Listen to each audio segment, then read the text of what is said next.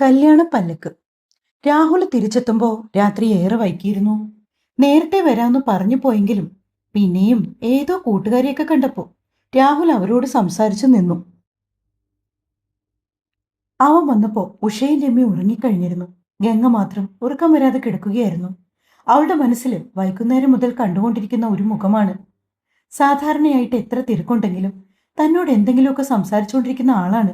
പക്ഷെ ഇന്ന് അടുക്കളയിൽ ഇരുന്നപ്പോഴും കപ്പ കഴിക്കുമ്പോഴും ഡ്രസ്സ് മാറാൻ പോയപ്പോഴും ഒക്കെ വല്ലാത്തൊരു ആലോചനയിലായിരുന്നു ചേച്ചി. അതിന്റെ കാരണം എന്തായിരിക്കും? ഗംഗ കുറച്ചു നേരം കൂടി ആലോചിച്ചു. ശേഷം പതുക്കെ എഴുന്നേറ്റു. അപ്പോഴാണ് പുറത്തുനിന്ന് ബൈക്കിന്റെ ശബ്ദം കേട്ടത്. രാഹുൽ എത്തിയിരിക്കുന്നു. അവൻ മുറിയിലേക്ക് കയറുമ്പോൾ ഗംഗ കട്ടിലിരിക്കുകയാണ്. നീ ഉറങ്ങിയില്ലേ? രാഹുല് ഷർട്ട് അഴിച്ചുകൊണ്ട് ചോദിച്ചു. ഇല്ല. താൻ ലേറ്റായി വന്നതുകൊണ്ട് ഗംഗയ്ക്ക് അത്രയ്ക്ക് പിടിച്ചില്ലെന്ന് രാഹുൽ ഓർത്തു. കൂട്ടുകാരെയൊക്കെ കണ്ടപ്പോ വെറുതെ വർത്താനം പറഞ്ഞിരുന്നതാ. നേരം പോയത് അറിഞ്ഞില്ല. അവൻ ഗംഗയുടെ കവിളിൽ ഒന്ന് തലോടി. ഗംഗ ഒരു വിളറിയ ചിരിച്ചിരിച്ചു. അതൊന്നും സാരമില്ല. രാവിലെ ഏട്ടൻ എന്തെങ്കിലും കഴിച്ചിരുന്നോ? ഇല്ലടി. എങ്കിൽ കൈ കഴുകിയിട്ട് വാ, ഞാൻ ചോറെടുത്ത് വെക്കാം. നിനക്കെന്തു പറ്റി? എന്തെങ്കിലും പ്രശ്നമുണ്ടോ? ഗംഗയുടെ മുഖം കണ്ടതും രാഹുൽ പെട്ടെന്ന് ചോദിച്ചു. ഒന്നുമില്ല. എന്നിട്ട് എനിക്കങ്ങനെ തോന്നുന്നില്ലല്ലോ. എന്താ പെണ്ണെ, എന്തു പറ്റി? രാഹുൽ ചിരിച്ചുകൊണ്ട് അവളുടെ അടുത്തേക്ക് വന്നിരുന്നു. ഗംഗ കുറച്ചു നേരം മിണ്ടാതിരുന്നു. രാഹുൽ അവളെയും ചേർത്ത് പിടിച്ചുകൊണ്ട് കിടക്കയിലേക്ക് ഇരിക്കുകയാണ്. എന്താടാ, എന്തു പറ്റി? രാഹുലേട്ടാ, ചേച്ചിക്ക് എന്തോ ഒരു വിഷമമുള്ളതുപോലെ തോന്നുന്നു. രാഹുലിന്റെ മുഖത്തെ ചിരി പതുക്കെ മാഞ്ഞു. രമ്യ ചേച്ചിക്കോ? ആ, അല്ലാതെ വേറെ ഏതെങ്കിലും ചേച്ചിമാരിവിടെ ഉണ്ടോ? എന്തു പറ്റി? അറിയില്ല. ഗംഗ തല താഴ്ത്തി. ഇന്ന് വൈകുന്നേരം മുതലേ ചേച്ചി ആകെ മാറിയിരുന്നു. സാധാരണയായിട്ട് എന്നോട് എന്തെങ്കിലുമൊക്കെ സംസാരിച്ചുകൊണ്ടിരിക്കുന്നതാ. ഇന്ന് ഭക്ഷണം കഴിക്കുമ്പോഴൊന്നും മിണ്ടിയില്ല. എന്താണെന്ന് നീ ചോദിച്ചില്ലേ? ഒന്നുമില്ലെന്നാ പറഞ്ഞേ. പിന്നെ? ഗംഗ കുറച്ചു നേരം ആലോചിച്ചു. ചേച്ചി സിറ്റി പോയി വന്നില്ലേ? അതിനുശേഷം. ചേച്ചി കിടന്നോ? കിടന്നു. ആ, നാളെ നേരം വിളിക്കട്ടെ, എന്നിട്ട് ചോദിക്കാം. എന്നും ചേച്ചി വന്നിട്ട് എന്നോട് ഒരുപാട് സമയം സംസാരിക്കുന്നതൊക്കെയാ. പക്ഷെ ഇന്ന് ചേച്ചി മിണ്ടാതിരുന്നപ്പോൾ എനിക്കെന്തോ ഒരു വിഷമം പോലെ തോന്നി. അതുകൊണ്ടാണ് രാഹുലേട്ടനോട് പറഞ്ഞത്. സാരമില്ലടി, നാളെ ആവട്ടെ, നോക്കാം. രാഹുലേട്ടൻ ആ റേഷൻ കടയിൽ നിന്ന് അരി സാധനമൊക്കെ ഈ ബൈക്കിലൊന്ന് വാങ്ങിക്കൊണ്ടു വരാൻ പാടില്ലേ? ഇത് ചേച്ചിയാണെങ്കിൽ ഒറ്റയ്ക്കെല്ലാം കൂടി വാങ്ങിച്ചവർക്ക് വന്നു. ചേച്ചി നടന്നാണോ വന്നത്? അല്ല, ആരുടെ ഓട്ടോയിലാ വന്നേ. ആരുടെയാണെന്ന് നിനക്കറിയാമോ? പേര് പറഞ്ഞു, പക്ഷെ ഞാൻ ഓർക്കുന്നില്ല. സന്തോഷെന്നോ സനീഷെന്നോ മറ്റോ ആണെന്ന് തോന്നുന്നു. ഗംഗ പറഞ്ഞതും രാഹുൽ പിന്നെയും എന്തോ ഒരു ആലോചനയോടെ അവിടെ തന്നെയിരുന്നു. സനീഷ് അല്പം മുൻപേ വിളിച്ചതും തന്നെ കാണണമെന്ന് പറഞ്ഞതും ചേച്ചിയുടെയും മൗനവും മുഖത്തമ്മിൽ എന്തെങ്കിലും ബന്ധമുണ്ടോ എന്ന് ഒരു വേള അവൻ ചിന്തിച്ചുപോയി. സാരമില്ല, നാളെ എന്തായാലും സനീഷിനെ കാണാൻ തന്നെ അവൻ തീരുമാനിച്ചു. നീ പോയി ചോറ് വിളമ്പിക്കോ, ഞാൻ കുളിച്ചിട്ട് വേഗം വരാം. രാഹുൽ അഴകിക്കിടന്ന തോർത്തെടുത്ത് തോളിലേക്ക് ഇട്ടുകൊണ്ട് വാതിൽ കടന്ന് പുറത്തേക്ക് ഇറങ്ങിപ്പോയി. അവൻ നേരെ കിണറ്റിൻകരയിലേക്കാണ് പോയത്. ബക്കറ്റിലേക്ക് വെള്ളം കോരുന്ന ശബ്ദം ഗംഗ അടുക്കളയിൽ നിന്ന് കേട്ടു. ചോറും കപ്പയും ഒക്കെ ഗംഗ വേഗം തന്നെ വിളമ്പി വെച്ചു. ഇരുവരും ഒരുമിച്ചിരുന്ന് ആഹാരമൊക്കെ കഴിച്ചത്.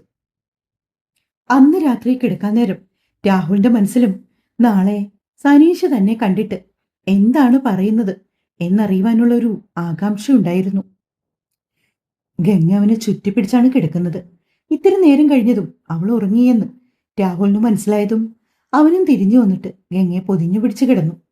അതേസമയം അടുത്ത മുറിയിൽ രമ്യ ഉറങ്ങാതെ കിടക്കുമായിരുന്നു. കണ്ണുകൾ അടച്ചാൽ സനീഷിന്റെ മുഖം, അവന്റെ നനഞ്ഞ കണ്ണുകൾ. വണ്ടി എടുത്തു പോകുമ്പോൾ മിററിലൂടെ തന്നെ നോക്കിയ ആ നോട്ടം എല്ലാം വീണ്ടും വീണ്ടും മനസ്സിലേക്ക് വരുന്നു. ഞാൻ അങ്ങനെ പറയേണ്ടിയിരുന്നില്ല, അവൾ പതുക്കെ സ്വയം പറഞ്ഞു. കണ്ണിന്റെ കോണിൽ നിന്നും ഒരു തുള്ളി കണ്ണുനീർ തലയിണയിലേക്ക് വീണു. അവൾ മുഖം തിരിച്ചു കിടന്നു. എനിക്കിഷ്ടമില്ലാത്തത് കൊണ്ടല്ല. സനീഷ് ഏട്ടൻ നല്ലൊരു മനുഷ്യനാണ്. തനിക്കത് 100% അറിയിക്കുകയും ചെയ്യാം. പക്ഷെ അതിനു പിന്നാലെ മറ്റൊരു ചിന്ത കൂടി വന്നു. എനിക്കിഷ്ടാണെന്ന് പറഞ്ഞാൽ പിന്നെ ഈ വീടിന്റെ കാര്യം എന്താകും? രമ്യ കണ്ണുകൾ മുറുക്കിയടച്ചു. ഒരു വശത്ത് സനീഷിന്റെ സ്നേഹം, മറുവശത്ത് തന്റെ കുടുംബം. രണ്ടിനുമിടയിൽ നിൽക്കുമ്പോൾ എന്ത് ചെയ്യണമെന്ന് മാത്രം അവൾക്കറിയില്ലായിരുന്നു. ആ രാത്രി മുഴുവനും ഉറങ്ങാതെ കിടന്നു. പുലർച്ചെ എപ്പോഴോ ആണ് രമ്യ ഒന്ന് കണ്ണടച്ചത്. സാധാരണ രാവിലെ ആദ്യം എഴുന്നേൽക്കാറുള്ളത് രമ്യയാണ്. പക്ഷെ ഇന്ന് അവൾ നേരെ പുലർന്നിട്ടും ഉണരാതായതോടെ ഉഷ അവളെ ഒന്ന് നോക്കി. പിന്നെ ഓർത്തു, ചിലപ്പോൾ രാത്രിയൊക്കെ ഉറങ്ങാതിരുന്ന് തുണി തയ്ച്ചിട്ടുണ്ടാവും, അതിന്റെ ക്ഷീണം കൊണ്ടാവും ഉറങ്ങുന്നതെന്ന്. ആ, ഉറങ്ങട്ടെ, ഉഷ മനസ്സിൽ പറഞ്ഞുകൊണ്ട് അടുക്കളയിലേക്ക് വന്നു. രാഹുലിന് ജോലി ഉണ്ടായിരുന്നത് കൊണ്ട് തന്നെ രാവിലെ അവൻ ജോലിക്ക് പോയി. രാഹുൽ പോയതിനു ശേഷം ഗംഗയും ഉറങ്ങിയിട്ടില്ല. വാതിലിന്റെ വിടവിലൂടെ രമ്യ ആയിരിക്കുമെന്ന് കരുതിയാണ് ചെന്നതെങ്കിലും പകരം അടുക്കളയിൽ ഉഷയെ കണ്ടത്. ഗംഗയുടെ മുഖമൊന്ന് മാറി. ചേച്ചി എവിടമ്മേ? അവൾ ഉഷയുടെ അടുത്തേക്ക് വന്ന് നിന്നുകൊണ്ട് മെല്ലെ ചോദിച്ചു. അവൾ ഇതുവരെ എഴുന്നേറ്റില്ല. രാത്രിയിൽ ഉറങ്ങാതിരുന്ന് തുണി തയ്ച്ചിട്ട് അതിന്റെ ക്ഷീണം കൊണ്ടാവും കിടക്കുന്നത്. ഇനിയിപ്പോ ഓണമൊക്കെ വരാൻ പോവല്ലേ, അപ്പൊ തയ്യലൊക്കെ കുറിച്ച് കൂടുതൽ കിട്ടും. പിന്നെ നടേശ മുതലാളിയുടെ ഭാര്യയുടെ കൂട്ടുകാരുടെ കുറച്ച് ഡ്രസ്സൊക്കെ തയ്ക്കാനുണ്ടല്ലോ. ഞാൻ പറഞ്ഞിട്ടില്ലേ, തയ്ക്കാൻ തുണി കിട്ടിയാ പിന്നെ തയ്ച്ച് തീരാതെ അവൾക്കൊരു സ്വസ്ഥതയും സമാധാനവും ഇല്ല. ചിരിയോടെയാണ് ഉഷ പറയുന്നത്. അതോടെ ഗംഗയ്ക്കൊരു കാര്യം മനസ്സിലായി. രമ്യയുടെ സ്വഭാവത്തില് ഉഷയ്ക്ക് പ്രത്യേകിച്ച് അസ്വാഭാവികതകളൊന്നും തോന്നിയിട്ടില്ലെന്ന്. അവരോട് അതേപ്പറ്റി കൂടുതൽ ചോദിച്ച് മനസ്സ് വിഷമിപ്പിക്കാനൊന്നും അവൾക്ക് തോന്നിയില്ല. എന്താ അമ്മേ ഇന്ന് കാലത്തെ ഉണ്ടാക്കേണ്ടത്? പുട്ടുണ്ടാക്കാം, പഴം കുറച്ചിരിപ്പുണ്ട്. ഇന്നലെ നിങ്ങള് ചന്തയിൽ പോയിട്ട് വന്നപ്പോ പാളയംകോടൻ വാങ്ങിയില്ലേ? അത് നാളെയും കൂടി ഇരുന്നാലങ്ങ് പഴുത്തു പോകും. പഴുത്താ പിന്നെ ഇവിടെ ആരും കഴിക്കത്തില്ല. ഇതാവുമ്പോ ഇന്ന് പുട്ടിന്റെ ഒപ്പം കഴിക്കാലോ. ശരിയമ്മേ, പറഞ്ഞുകൊണ്ട് ഗംഗ പാത്രങ്ങൾ കമിഴ്ത്തി വെക്കുന്ന കൊട്ടയിൽ നിന്ന് എപ്പോഴും പുട്ടിന് നനയ്ക്കാൻ ഉപയോഗിക്കുന്ന ഒരു ബേസിൻ എടുത്തുകൊണ്ട് വന്നു. അതിലേക്ക് കുറച്ച് ഗോതമ്പ് പൊടി തട്ടിയിട്ടുകൊണ്ട് നനയ്ക്കാൻ തുടങ്ങി. അതിനോടൊപ്പം തന്നെ പുട്ടുകുടത്തിലേക്ക് പകുതി വെള്ളം നിറച്ച് ഗ്യാസിലേക്കും വെക്കുന്നുണ്ട് അവൾ. ഉഷ ഇടം കണ്ടിട്ടൊന്ന് ഗംഗയെ നോക്കി. അവൾ എത്രമാത്രം മാറിപ്പോയിരിക്കുന്നു. ഇവിടെ വന്നപ്പോൾ മര്യാദയ്ക്കൊന്ന് കറിക്കത്തി പിടിക്കാൻ പോലും അറിയാത്ത പെണ്ണായിരുന്നു. ഇതിപ്പോ ചെയ്ത് അവൾക്കെല്ലാം വശമായിരിക്കുന്നു. പുട്ടിന് നനച്ച പുട്ടുകുറ്റിയിലേക്ക് തേങ്ങാപ്പീരയും പൊടിയും ചേർത്തിട്ടുകൊണ്ട് നിൽക്കുന്നതിനിടയിലാണ് ഗംഗ ഒരു കാര്യം ആലോചിച്ചത്. ഇന്നലെ രാഹുൽ മടങ്ങി വരുമ്പോൾ താൻ പുതുതായിട്ടൊരു ജോലിക്ക് പോയി ചേരുന്നതിനെ പറ്റി അവനോട് പറയണമെന്ന് കരുതിയതാണ്. സത്യം പറഞ്ഞാൽ രമ്യയുടെ അവസ്ഥ കണ്ടപ്പോ അത് പറഞ്ഞിരുന്നു. താൻ പറയാൻ ഉദ്ദേശിച്ച കാര്യം മറന്നും പോയി.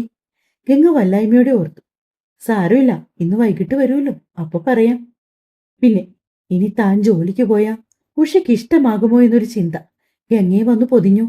അതുകൊണ്ട് തന്നെ രാഹുലിനോട് സംസാരിക്കും മുന്നേ അതേപ്പറ്റി ഉഷയോടൊന്ന് സംസാരിക്കുവാനും ഗംഗ തീരുമാനിച്ചു. അന്ന് രമ്യ എഴുന്നേറ്റ് വന്നപ്പോ സമയം ഏകദേശം 9 മണിയോടടുത്തു. അവൾക്ക് വല്ലാതെ തലവേദനിക്കുന്നുണ്ട്. മറ്റൊന്നും കൊണ്ടല്ല, രാത്രിയില് ഉറക്കം ഒന്നും ശരിയായില്ല. നന്നായി ഉറങ്ങാത്തതിന്റെ ലക്ഷണങ്ങൾ അവളുടെ മുഖത്ത് എടുത്തറിയാം. അവൾ ബെഡിൽ തന്നെ എഴുന്നേറ്റിരുന്ന് മുഖമൊക്കെ അമർത്തിത്തിരുമി നേരെ അടുക്കളയിലേക്ക് ചെന്നു. ആ സമയം ഗംഗ വാതിൽപ്പടിയിലിരുന്ന് പുട്ട് കഴിക്കുകയാണ്. ചേച്ചി ഇന്ന് ഉറങ്ങിയെഴുന്നേക്കാൻ വൈകിയല്ലേ? ഗംഗ അവളെ കണ്ടത് കുശലം പോലെ ചോദിച്ചു. മങ്ങിയ ഒരു ചിരി ഗംഗയ്ക്ക് മടങ്ങി നൽകിക്കൊണ്ട് രമ്യ കിണറ്റിൻകരയിലേക്ക് ചെന്ന് മുഖം കഴുകി ബ്രഷ് ചെയ്തു. പൊട്ടും പഴവും ചേർത്ത് കുഴച്ചുരുളകളാക്കി വായിലോട്ട് വെച്ചുകൊണ്ടിരുന്ന ഗംഗ പിന്നെയും ആലോചനയിൽ ആണ്ടുപോയി. എന്നാലും ഇത്ര പെട്ടെന്ന് സ്വിച്ച് ഇട്ടതുപോലെ ചേച്ചിക്ക് ഇത് എന്തു പറ്റി? അപ്പോഴാണ് മുൻവശത്ത് മുറ്റം തൂത്തുകൊണ്ടിരുന്ന ഉഷ അവിടേക്ക് വന്നത്. ആഹാ, നീ എഴുന്നേറ്റായിരുന്നോ? രമ്യയെ കണ്ടതും അവർ ചോദിച്ചു. എന്തു പറ്റി രമ്യേ, നിനക്കെന്തെങ്കിലും വയ്യായികയുണ്ടോ? ഇന്നലെ മുതലേ ആകെ മൊത്തം ഒരു ചടഞ്ഞുകൂടി ഇരിപ്പാണല്ലോ. എന്തെങ്കിലും വയ്യായിക ഉണ്ടെങ്കിൽ നീ ഒരു കാര്യം ചെയ്യ. ഗംഗയും കൂട്ടി ആ വിശ്വനാഥൻ ഡോക്ടറുടെ അടുത്തേക്കൊന്ന് പോ. അതാവുമ്പോ മരുന്നിന്റെ പൈസ മാത്രം കൊടുത്താൽ മതിയല്ലോ. പിന്നെ രാവിലെ ആയോണ്ട് തിരക്കും കാണില്ല. ആ നാട്ടിലെ അറിയപ്പെടുന്ന ഒരു ഡോക്ടറാണ് വിശ്വനാഥൻ. വീട്ടിലിരുന്നാണ് ഡോക്ടർ നോക്കുന്നത്. മുൻപ് കുറച്ചു കാലം ഉഷ ഡോക്ടറുടെ അടുത്ത് മരുന്നെടുത്തു കൊടുക്കാനൊക്കെ നിന്നിട്ടുണ്ട്. അന്നു മുതൽ ഉഷയ്ക്കും മക്കൾക്കും അവിടെ ചികിത്സയൊക്കെ ഫ്രീ ആണ്. പുറത്തുനിന്ന് വാങ്ങേണ്ട മരുന്നുകൾക്ക് മാത്രമേ പൈസ ചെലവുള്ളൂ. അന്ന് ഉഷയ്ക്ക് ചില ആരോഗ്യ പ്രശ്നങ്ങൾ കാരണം ഡോക്ടർ റെസ്റ്റ് എടുക്കാൻ പറഞ്ഞപ്പോഴാണ് അവിടുത്തെ ജോലി മതിയാക്കിയത്. ആ ഓർമ്മയിലാണ് ഉഷ സംസാരിക്കുന്നത്. വെച്ചോണ്ടിരിക്കാതെ പോരമ്മേ, പോയി തുടക്കത്തിലേ കൊണ്ട് കാണിക്ക്. തിരക്ക് കൂടിയാ പിന്നെ അറിയാലോ, എത്ര നേരം ക്യൂ നിന്നാലാ ഒന്ന് ഡോക്ടറെ കാണിക്കാൻ പറ്റുന്നേ? ഏയ്, അതൊന്നും വേണ്ടമ്മേ. എനിക്കിപ്പോൾ കുഴപ്പമൊന്നുമില്ല. മൈഗ്രെയിൻ്റെ ആണെന്ന് തോന്നുന്നു. രമ്യ പറഞ്ഞൊഴിഞ്ഞു. എങ്കിൽ പിന്നെ ഒരു കാര്യം ചെയ്യ. ഞാൻ അടുക്കളയിലേ കട്ടൻ ചൂടാക്കി വെച്ചിട്ടുണ്ട്. അതെടുത്ത് കുടിക്ക്. ഗംഗയ്ക്കും കൂടെ കൊടുക്ക്. എന്നിട്ട് എന്തെങ്കിലും ആഹാരം കഴിക്ക്. കഴിച്ചിട്ട് കുറച്ചു നേരം കൂടി കിടക്ക്. ഇനി നീ അടുക്കളയിലൊന്നും കയറാൻ നിൽക്കണ്ട. ഞാനും ഗംഗയും കൂടി ചെയ്തോളാം. രമ്യ മറുപടിയൊന്നും പറയാതെ ഒന്ന് തലയാട്ടിക്കൊണ്ട് അടുക്കളയിലേക്ക് കയറി. ഉഷ പറഞ്ഞതുപോലെ തന്നെ രമ്യ ആഹാരം എന്തൊക്കെയോ ഇത്തിരി വാരിക്കഴിച്ചെന്ന് വരുത്തി തീർത്തുകൊണ്ട് നേരെ അവരുടെ മുറിയിലേക്ക് പോയി. ഗംഗയും ഉഷയും ചേർന്നായിരുന്നു അന്നത്തെ പാചകം മുഴുവനും. ഇടയ്ക്കൊരു അവസരം ഒത്തുവന്നപ്പോൾ ഗംഗ മെല്ലെ ജോലിക്ക് പോകുന്നതിനെപ്പറ്റി ഉഷയോട് പറയാൻ തന്നെ തീരുമാനിച്ചു. അമ്മേ, അവൾ പതിയെ വിളിച്ചു. എന്താ ഗംഗേ? അമ്മേ, ഞാൻ വിചാരിക്കുമായിരുന്നു ഞാനും കൂടി എവിടെയെങ്കിലും ജോലിക്ക് പോയാലോ എന്ന്. ഉഷ ചെറിയൊരു ഞെട്ടലോടെ അവളെ നോക്കി. ജോലിക്ക് പോകാനോ? അതെന്താ ഇപ്പൊ അങ്ങനെ തോന്നാൻ? അങ്ങനല്ലമ്മേ, എന്റെ ക്ലാസ്സൊക്കെ കഴിഞ്ഞിട്ട് കുറേ നാളായില്ലേ. ഞാൻ ഞാൻ ഇതുവരെ എവിടെയും ജോലിക്കൊന്നും പോയിട്ടില്ല. പിന്നെ ഇപ്പോൾ ഞാൻ വിചാരിക്കുന്നത് ഞാൻ ജോലിക്ക് പോയാ രാഹുലേട്ടനും അതൊരു സഹായമാകൂലോ എന്നാ. പെട്ടെന്നത് കേട്ടതും ഉഷയുടെ മുഖം വിടർന്നു. ഗംഗേ, എപ്പോഴാണെങ്കിലും നമുക്കൊരു സ്ഥിര വരുമാനം ഉണ്ടാകുന്നത് നല്ലതാ. അതിപ്പോ രാഹുലെ സഹായിക്കാനോ അല്ലെങ്കിൽ അങ്ങനെ പ്രത്യേകിച്ചൊരു കാരണവും വേണ്ട. നമ്മുടെ കയ്യിൽ 10 കാശുണ്ടാവുമ്പോൾ നമുക്ക് കിട്ടുന്ന ഒരു ആത്മവിശ്വാസം അതൊന്ന് വേറെയാ. മാത്രമല്ല, ആവുന്ന കാലം അത്രയും അധ്വാനിച്ച് ജീവിക്കണം. കഴിവതും ആരെയും ആശ്രയിക്കാതെ മുന്നോട്ട് പോകാൻ കഴിയുമെങ്കിൽ അതാണ് ഏറ്റവും നല്ലത്. ഉഷ പകർന്നു നൽകിയ വാക്കുകൾ ഗംഗയ്ക്കുള്ളിലെ കോൺഫിഡൻസ് ഒന്നുകൂടി വർദ്ധിപ്പിക്കുന്ന വിധത്തിലുള്ളതായിരുന്നു. അവൾക്ക് വല്ലാണ്ട് സന്തോഷം തോന്നി. എന്തൊക്കെ പറഞ്ഞാലും താനൊരു ബുദ്ധിമോശം കാണിച്ചെങ്കിലും ഇപ്പൊ അതുകൊണ്ട് എന്തായാലും തനിക്ക് ദോഷമൊന്നും സംഭവിച്ചില്ലല്ലോ. ചെയ്തു പോയ വലിയ തെറ്റിനെ ഒരിക്കലും ന്യായീകരിക്കാൻ കഴിയില്ല. കണ്ണീരുകൊണ്ട് അമ്മയുടെ അച്ഛൻ്റെയും കാല് കഴുകിയാൽ പോലും മായ്ച്ചു കളിയാൻ കഴിയാത്ത പാപമാണ് അവരോടൊക്കെ ചെയ്തത്. ആ ഓർമ്മയിൽ ഗംഗയുടെ കണ്ണുകൾ നിറഞ്ഞു. സത്യം പറഞ്ഞാല് അച്ഛനോടും അമ്മയോടും മനസ്സുകൊണ്ട് മാപ്പ് ചോദിക്കാത്ത ഒരു ദിവസം പോലും ഗംഗയുടെ ജീവിതത്തിലില്ല. എന്തായാലും രാഹുൽ വരുമ്പോൾ തന്നെ ജോലിക്ക് പോകുന്നതിനെക്കുറിച്ച് അവനോട് സംസാരിക്കണം. അപ്പോൾ തന്നെ മനസ്സിൽ ഉറപ്പിച്ച് ഗംഗ ഉത്സാഹത്തോടെ ഓരോ ജോലികളും ചെയ്ത് തീർത്തുകൊണ്ടിരുന്നു അവൾ. ഇനിയുള്ള അവളുടെ കാത്തിരിപ്പ് രാത്രി രാഹുൽ വരുന്നതും അവനെക്കൊണ്ട് ജോലിക്ക് പോകുന്നതിനെപ്പറ്റി സമ്മതിപ്പിക്കുന്നതുമൊക്കെയാണ്. കഴിയുമെങ്കിൽ ഇവിടെ അടുത്തെവിടെയെങ്കിലും തന്നെ ജോലിക്ക് പോകണം. അതാവുമ്പോൾ എന്നും വീട്ടിൽ നിന്നും വന്നു പോകാലോ. ആലോചനയോടെ ഉച്ചയ്ക്ക് ആഹാരമൊക്കെ കഴിച്ചിട്ട് വെറുതെ കട്ടിലിൽ കിടക്കുവാണ് ഗംഗ. അവളുടെ കണ്ണുകൾ ചെറുതായി ഒന്ന് അടഞ്ഞുപോയി.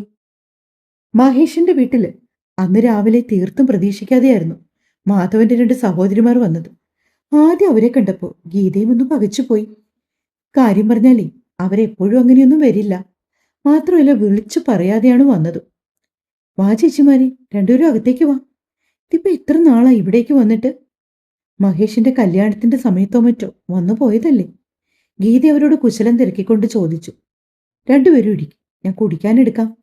പറഞ്ഞുകൊണ്ട് അവർ ധൃതിയിൽ അടുക്കളയിലേക്ക് നടക്കുകയും ചെയ്തു. പെങ്ങന്മാരെന്ന് വെച്ചാൽ മാധവന് ജീവനാണ്. അതുകൊണ്ട് തന്നെ അയാൾ പിന്നെ മറ്റൊന്നും ചിന്തിച്ചില്ല. മഹിമയും കുട്ടികളും എല്ലാവരും ഉണ്ടല്ലോ. അതുകൊണ്ട് അയാൾ നേരെ ചന്തയിലേക്ക് പോയി. പെങ്ങന്മാർക്ക് ഇഷ്ടമുള്ള മീനും ചിക്കനും എന്നു വേണ്ട സർവ്വ സാധനങ്ങളും വാങ്ങിക്കൊണ്ടുവന്നു. ഗീതയെ കൊണ്ട് ഒറ്റയ്ക്ക് അടുക്കളയിൽ പറ്റില്ലാത്തതുകൊണ്ട് തന്നെ മഹിമയും മഹേഷും എല്ലാവരും അവർക്കൊപ്പം കൂടിച്ചേർന്നു. ഇടയ്ക്ക് ചെറിയ ചില സഹായങ്ങൾ ചെയ്തുകൊണ്ട് ഗായത്രിയും ഉണ്ട് അവിടെ. മാധവന്റെ പെങ്ങന്മാര് തൊടിയിലൂടെ എല്ലാം നടന്ന് മൂപ്പെത്താറായ ചീരയും കോവലും എല്ലാം പൊട്ടിച്ചെടുത്തു പോകുമ്പോൾ കൊണ്ടുപോകാൻ വേണ്ടി. അവരല്ലെങ്കിലും അങ്ങനെ തന്നെയാണ്.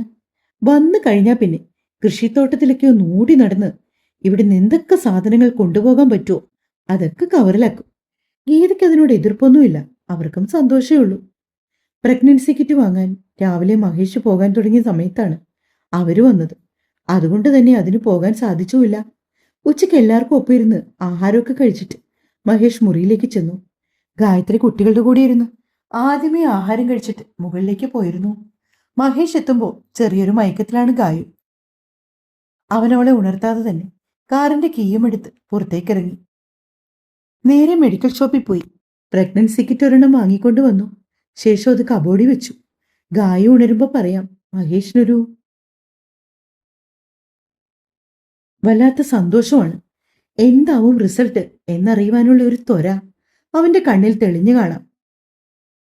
വൈകുന്നേരം ആയപ്പോ ഒരുക്കമൊക്കെ കഴിഞ്ഞ് ഗായു എഴുന്നേറ്റപ്പോ മുറിയിൽ എവിടെയും മഹേഷ് ഇല്ല. അതോടെ അവൾ ഊഹിച്ചു, മിക്കവാറും താഴെ ഉണ്ടാകുമെന്ന്. അവൾ കുളിയൊക്കെ കഴിഞ്ഞ് മുടി നന്നായി തോർത്തിയ ശേഷം പടിക്കെട്ടുകൾ ഓരോന്നിറങ്ങി താഴേക്ക് വന്നു. മഹേഷിന് അവളെ ആദ്യം കാണുന്നത് പോലെ തോന്നി.